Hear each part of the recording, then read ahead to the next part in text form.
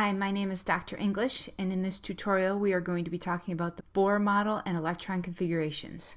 Specifically, we're going to be looking at what is an electron configuration, drawing Bohr models, determining the maximum number of electrons per shell, and then doing some practice at the end. So first things first, what is an electron configuration? You can think of an electron configuration as being the organization of electrons in each shell.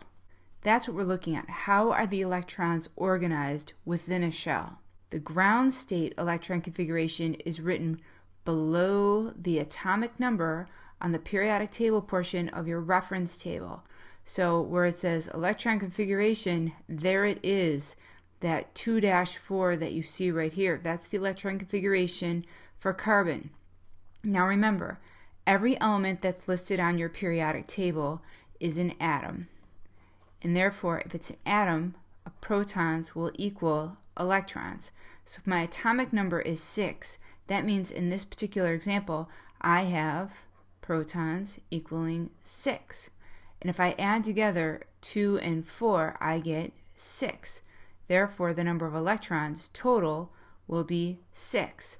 The electron configuration 2-4 means that the carbon atom has 2 electrons in the first shell and 4 electrons in the second shell. How many electrons do we have per shell? Well, to figure that out, we're going to use this formula right here, 2n squared. So each shell, or principal energy level, going 1 through 7, can hold a maximum number of electrons that are equal to this 2n squared formula. So in shell number 1, or principal energy level number 1, we'll have 1 squared times 2. So in the first shell, there's 2 electrons maximum.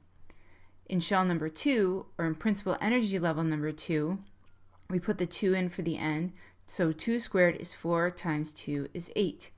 If we go to shell 3, we'll put in the 3 here. So 3 squared is 9 times 2 is 18. Shell 4, we'll put the 4 in here. So 4 squared is 16 times 2 is 32. And finally, shell 5, 5 squared is 25 times 2 is 50. Now, one thing that you need to realize, once you reach period 4, do not try to compare the number of electrons in each period with the maximum number of electrons per shell. We get into this concept called overlap, which if you take honors chemistry or AP chemistry, your teacher will address at that point. And that deals primarily with the behavior of electrons with transition metals. The next thing that we have to look at is how to draw Bohr models. So the example that we're going to use is the carbon atom. Now, if you recall, in a carbon atom, the number of protons is 6 because it has an atomic number of 6. Therefore, in the nucleus, 6 protons. The number of neutrons is 6 because we know that the atomic mass of carbon is 12. So there is our 6 neutrons inside the nucleus. 6 plus 6 gives me 12 atomic mass. The last thing that we have to look at is the number of electrons. And since we are dealing with an atom, and protons will equal electrons, and we have 6 protons, that means we're going to have 6 electrons. The next question is, how are these electrons going to be distributed out in this Bohr model? Well, remember, in shell 1, we're looking at the number of maximum electrons. So 1 squared is 1 times 2. I can have 2 electrons in that first shell. Therefore, in this very first shell, we're going to say shell number 1, we're going to have 2 electrons. Now the maximum number of electrons I have to deal with is 6. So if I have 2 electrons in the first shell, that means I have 4 electrons left to arrange around this nucleus. So let's look at the second shell. What's the maximum number of electrons that we can hold in the second shell? Well, if I put the 2 in there for shell number 2, I find that the maximum number is 8. That's more than enough room to accommodate my last 4 electrons. So there'll be 4 electrons in this outermost shell of shell number 2. The last thing that you should be aware of in terms of doing these electron configurations and looking at your periodic table is that for very large atoms, the electron configurations on your Regents reference table for your periodic table are going to start with -18-32. This basically means there wasn't enough room in the box to cram in the entire electron configuration, so they cut off the beginning part of the 2-8. So for example, with AU, if you look at the electron configuration, there we see that dash 18, then 32, 18, and 1. So that's the truncated electron configuration. If we were to write out the whole thing, it would look like this. That would be the whole thing, but yet again, this portion has been taken out. Now it's time for some practice. So I'd like you to stop what you're doing, do the 4 practice problems, and then come back afterwards and check your answers. Welcome back. Let's look at the first one here, helium. So we're going to put down the number of protons and neutrons and electrons when drawing this Bohr model.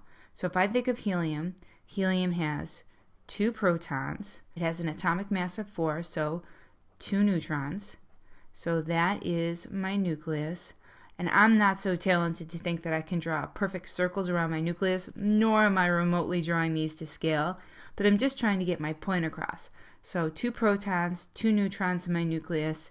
Therefore, and then my electron configuration, if I look it up on my Regents reference table, is just a 2.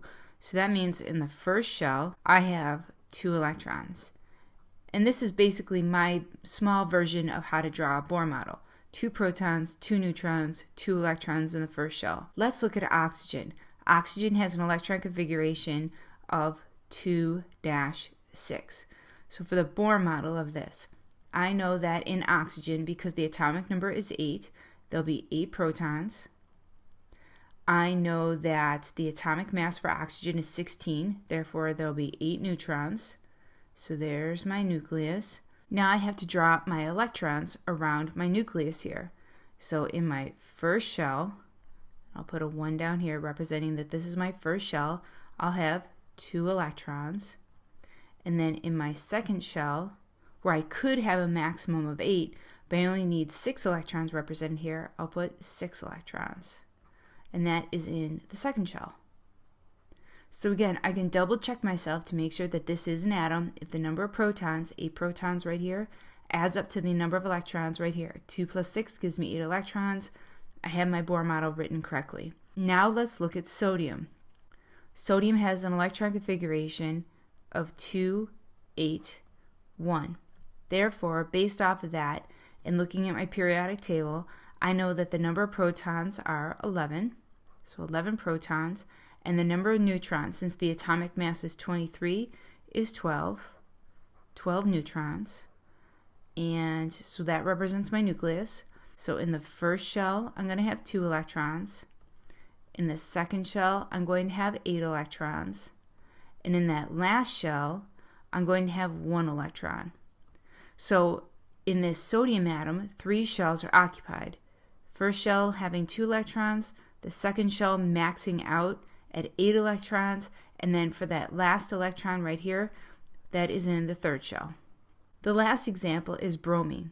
So if I look at my example of bromine, I know bromine has an atomic number of 35 protons, and based off of its atomic mass, I know that the number of neutrons will be 45 neutrons, and there's my nucleus.